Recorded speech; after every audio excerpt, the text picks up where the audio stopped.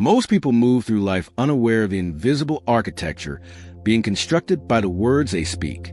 Every day begins with subtle declarations disguised as casual remarks. I am tired. I am stressed. I am unlucky. I am broke. These sentences seem harmless, like nothing more than momentary descriptions of how one feels in a passing moment. Yet beneath the surface, something profound is happening. These words are not mere sounds tossed into the air. They are commands. They are scripts. They are codes feeding into the operating system of reality. To say, I am, is to send a signal into the field of existence itself, a signal that carries not just information but identity. And in the universe's language, identity is destiny. In the quantum model of reality, everything vibrates, everything oscillates, and every thought and word carries a frequency. The phrase, I am, functions like the root command in this frequency system. It is not a description of something external. It is a declaration of being. The moment those two words are spoken, they fuse identity with intention, and intention with vibration. This is why spiritual traditions across history and across cultures have regarded the words, I am, as sacred. It is not simply affirmation, not simply positive thinking. It is the act of self-creation. When Moses asked for the divine name in the biblical narrative, the response was not a list of attributes or titles.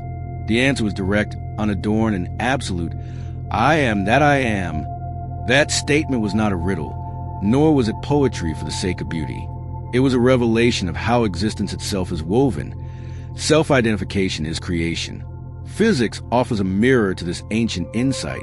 The observer effect in quantum mechanics demonstrates that the very act of observation collapses a field of probabilities into one manifested outcome. In other words, what is seen becomes real because it is witnessed. But self-observation magnifies this principle infinitely more. When a person declares, I am, they are not only witnessing themselves, they are collapsing their own identity into the form spoken. Each repetition strengthens the wave collapse until the chosen identity becomes a tangible experience of life. If one constantly declares, I am unlucky, the field responds by reflecting back unlucky circumstances. If one insists, I am unworthy, then experiences of rejection and limitation align themselves accordingly. The field is not punishing, nor is it judging. It is obedient. It mirrors the vibration. It is given with perfect neutrality. The challenge is that most people use this creative instrument unconsciously. They attach the sacred phrase, I am, to temporary conditions, mistaking fleeting experiences for eternal truths. Exhaustion after a long day becomes, I am always tired. A financial setback becomes, I am bad with money. A heartbreak becomes, I am unlovable. With each careless declaration, the subconscious receives instructions. The frequency stabilizes, and the field projects back confirmation. In this way, the very power of creation is turned against the self, locking individuals into patterns they unknowingly authored. The universe does not edit these scripts. It does not filter out what is harmful or unhelpful. It simply produces the play exactly as it has been written. Here lies the first great shift. To recognize that I am is not reportage but authorship. Each declaration is a stroke of a pen on the manuscript of one's life, and the pen itself is neutral. It does not distinguish between tragedy or triumph, limitation or possibility. It simply writes. This recognition is not meant to induce fear, but to awaken responsibility. If the tool has been unconsciously writing suffering, it can just as easily be directed to write liberation. If it has scripted scarcity, it can be turned toward abundance. If it has repeated the identity of weakness, it can just as easily anchor the identity of power. The raw capacity remains the same. The direction is chosen by consciousness. To live in this awareness is to step into what some call the God state. The term may sound lofty or intimidating, but it is not about superiority or arrogance. It is not about imagining oneself as above others. Rather, it is about alignment. The God state is a condition where the inner declaration and the outer experience match without resistance. It is the point where identity and reality speak in unison. In this state, there is no gap between the words, I am, and the experience of those words. To say, I am abundant, is not an affirmation straining against doubt. It is a recognition of frequency already embodied. To say, I am love, is not a wishful thought projected into the void. It is a coherent signal resonating through mind, heart, and body. Neuroscience calls this self-directed neuroplasticity, the brain reshaping its pathways to embody the identity chosen. Each intentional I am declaration strengthens neural circuits until they become default. Epigenetics confirms that beliefs, often unconscious, influence biology itself, flipping genetic switches and altering the chemistry of the body. Quantum physics echoes this through the principle of resonance. Frequencies naturally synchronize, just as tuning forks vibrate together without effort. When the inner frequency aligns with the chosen identity, external reality begins to harmonize without struggle. At first, the conscious mind resists. It argues that speaking, I am abundant, when the bank account is empty feels like lying. It insists that declaring, I am healthy, in the midst of illness is delusion. But in the quantum perspective, these statements are not lies. They are leadership. They are not denials of current evidence. They are instructions for new evidence to appear. Present circumstances are nothing more than echoes of past identities. They are old data, delayed reflections of previous I am statements. To continue to affirm them is to perpetuate them. To declare the new is to overwrite the code and wait for the echo to catch up. The practice, then, is not begging the universe for blessings, nor waiting for proof before declaring the truth. The practice is to declare first, embody first, and allow the field to mirror back what coherence demands. This is why mastery of language is mastery of life. Every careless I am is a seed. Every intentional I am is a blueprint, and the field is always listening. Once the realization dawns that words carry this creative authority, the responsibility becomes both liberating and daunting. For most, the first instinct is to force new affirmations, to pile declarations of abundance and joy on top of years of inner programming rooted in scarcity and struggle. Yet this approach often falters because the subconscious, long trained by repetition of lack, resists the new identity. A person may wake each morning and say, I am wealthy, but the deeper vibration has been, I am always broke. The dominant frequency will override the fresh declaration. The quantum field listens to the strongest signal, not the loudest outburst. It responds to coherence, not occasional enthusiasm. This is why the first stage of true transformation is not the addition of new I am statements, but the interruption of old ones. The hidden background noise must be noticed, caught in the act, and redirected. When the habitual thought arises, I am exhausted, I am unlucky, I am invisible, the act of awareness itself begins to dissolve its power. Instead of denying or battling the statement, the conscious self can shift it into neutrality. I am restoring my energy. I am learning to notice opportunities. I am becoming visible. These subtle pivots may not feel grand, but they begin to reprogram the field without triggering the mind's resistance. Over time, as neutrality gives way to empowerment, the declarations expand. I am vibrant. I am fortunate. I am magnetic. What began as interruption becomes identity. The reason this method is effective is both spiritual and scientific. Spiritually, it honors the truth that the universe is obedient to vibration rather than language alone. The words matter only insofar as they carry authentic resonance.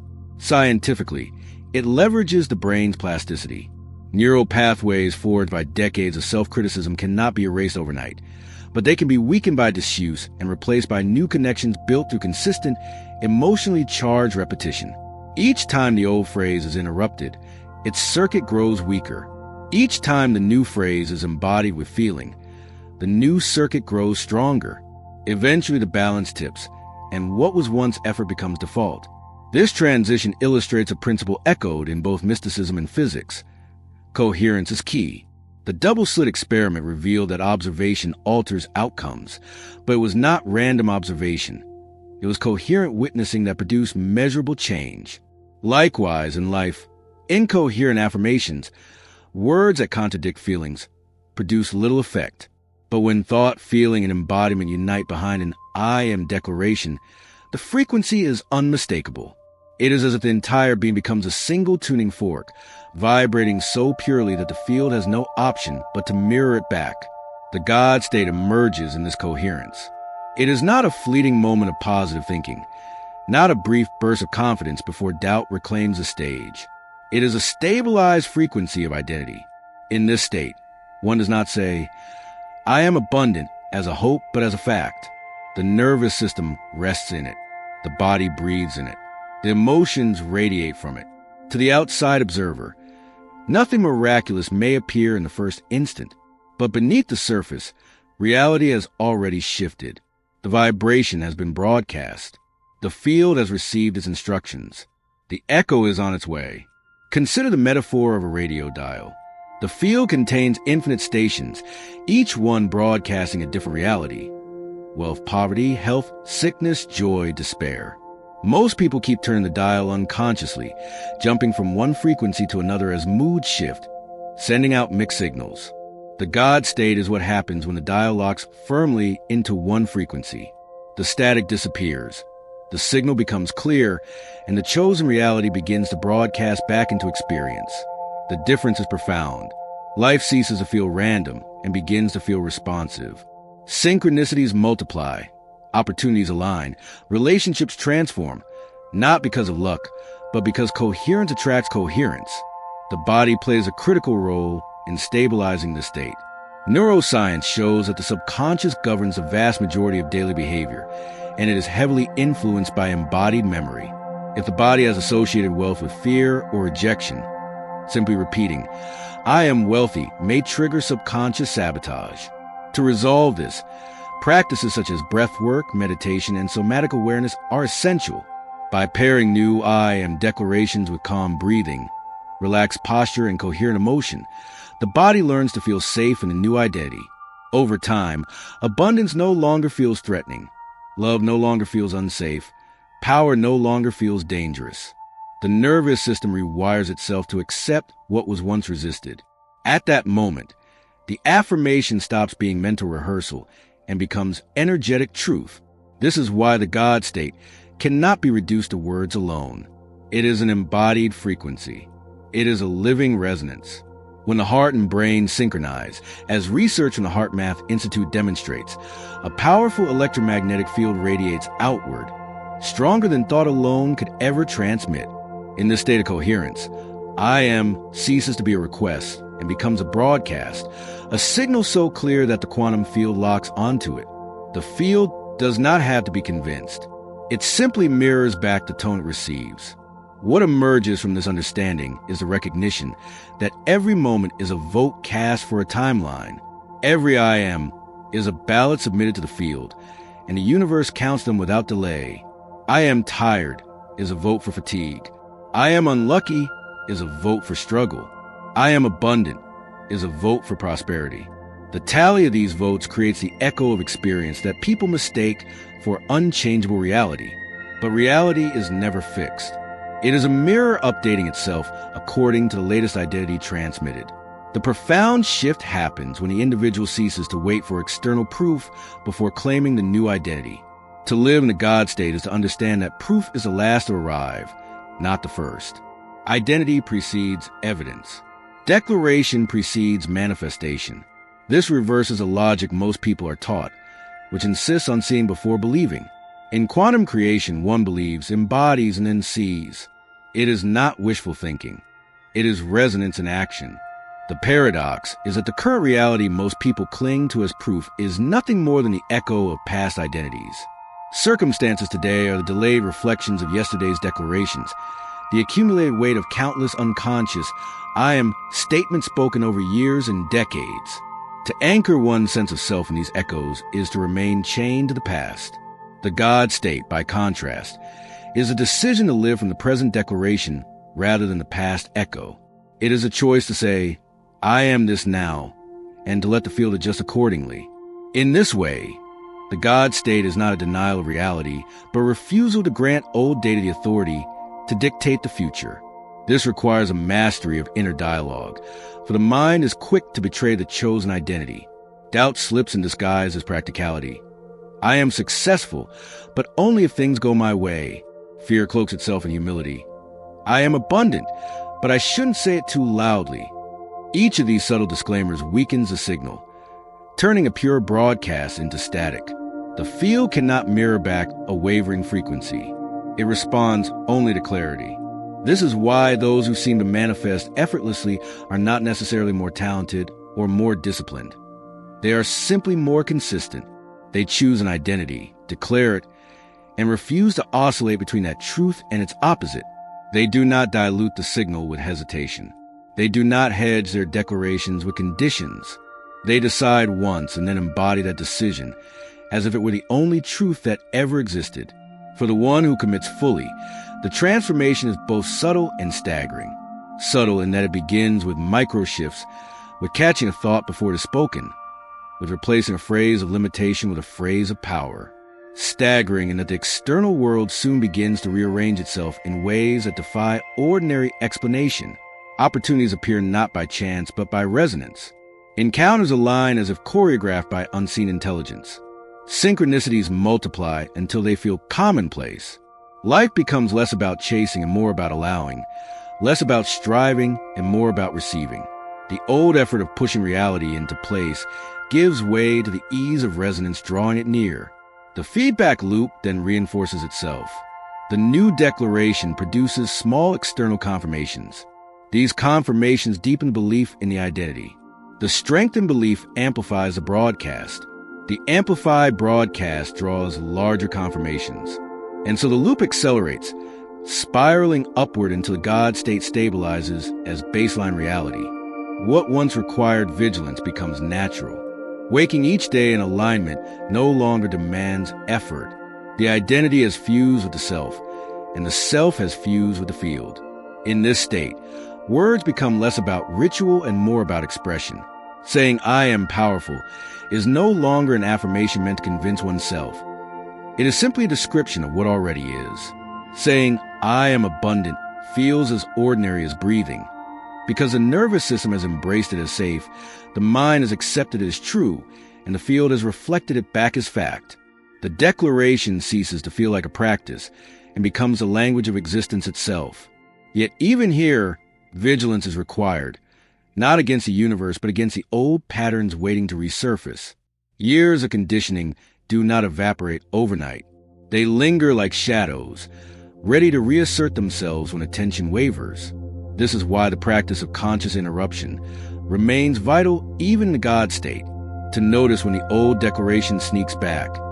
"I am overwhelmed, I am unlucky," and to replace it immediately with the chosen identity is not a step backward.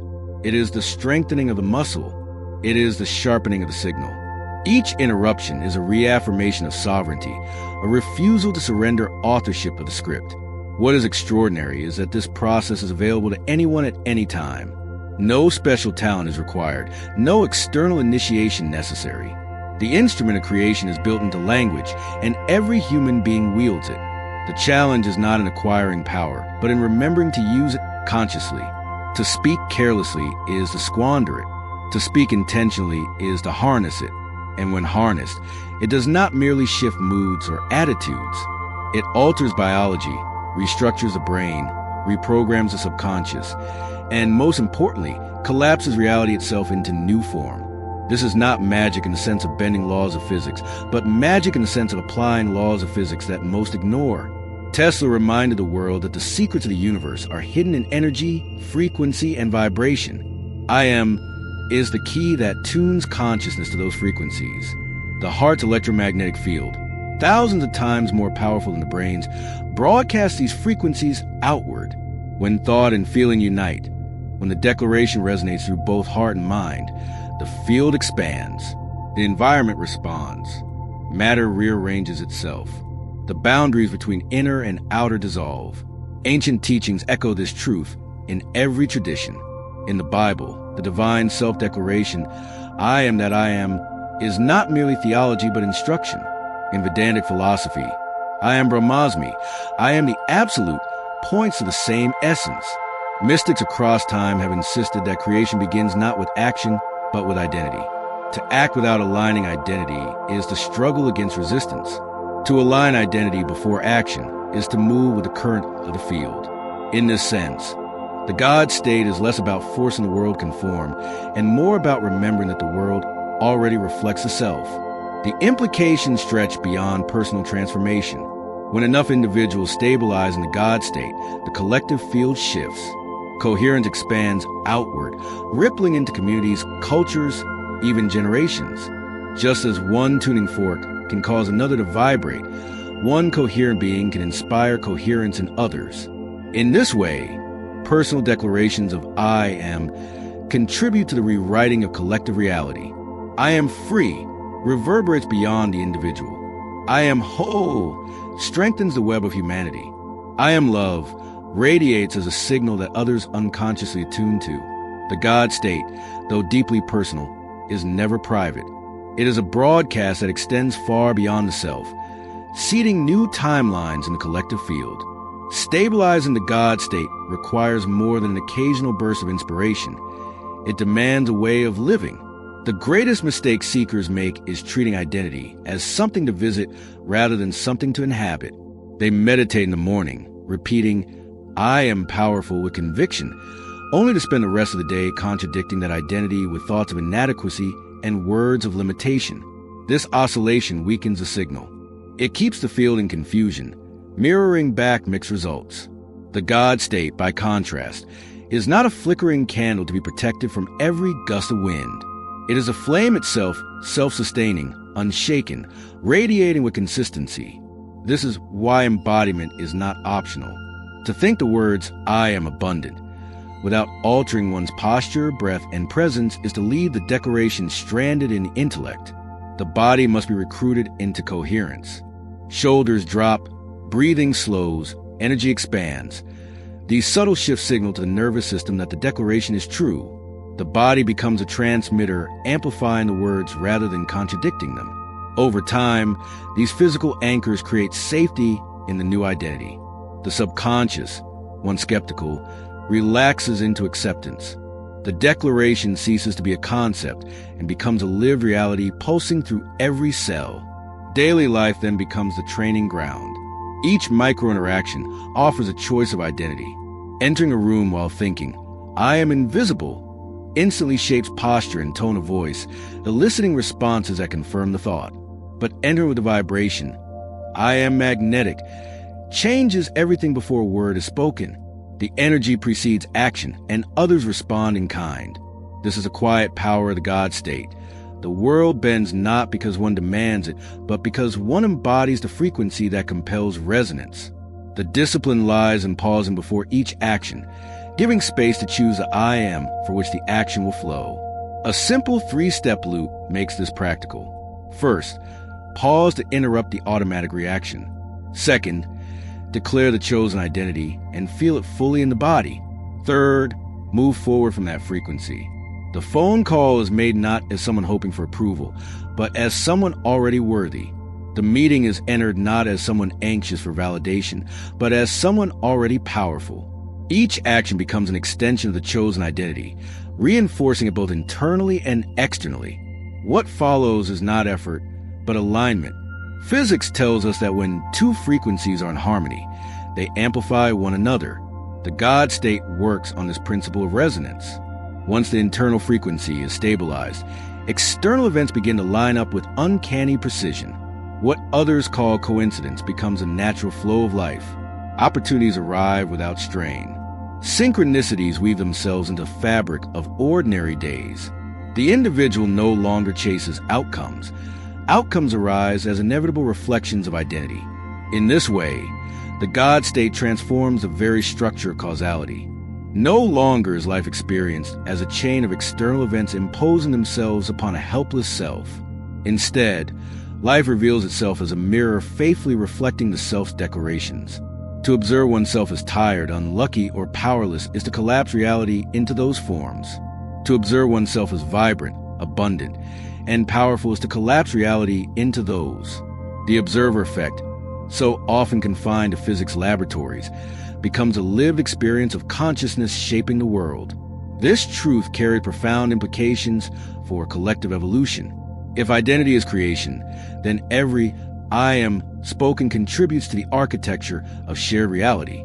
The repetition of disempowered identities across millions of people generates collective fields of scarcity, fear, and limitation. Conversely, When individuals stabilize in empowered identities, the resonance extends outward, reshaping the collective field. The declaration, I am free, does not stop at the skin. It reverberates into the social fabric. The declaration, I am love, ripples into relationships, communities, and nations. In this way, personal mastery of language becomes an act of service to humanity. Ancient wisdom understood this, encoding the power of identity into sacred texts and mantras. Modern science now corroborates it, revealing the mechanisms by which thought and feeling influence biology, by which coherence shapes energy fields, by which observation collapses probability waves. What unites these perspectives is a recognition that the words I am are never casual. They are always creative. They're always broadcasting. They're always sculpting the invisible clay of the quantum field into the visible sculpture of life. The invitation, then, is not to dabble but to dwell, to treat the God state not as a technique, but as a home, to let I am become the axis around which thought, feeling, body, and action revolve. From this axis, life ceases to be a battle against circumstance and becomes a dance with resonance. The self is no longer at the mercy of old echoes but stands at the center of creation, declaring identity into form with clarity and authority. And when doubt arises, as inevitably does, the reminder is simple. Present reality is old data. It is a fading echo of past declarations. It has no ultimate power except the power one continues to grant it. The only authority resides in the current declaration, in the present I am. Speak it with coherence, embody it with certainty, and the universe must obey, not as a servant to command, but as a mirror to reflect. Thus, the most powerful words in the universe are also the simplest. They need no ornament, no condition, no external validation. They stand complete, sufficient, and absolute. I am.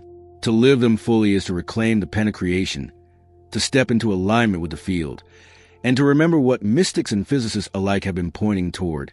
That reality itself is a mirror of identity. To master I am is to master life.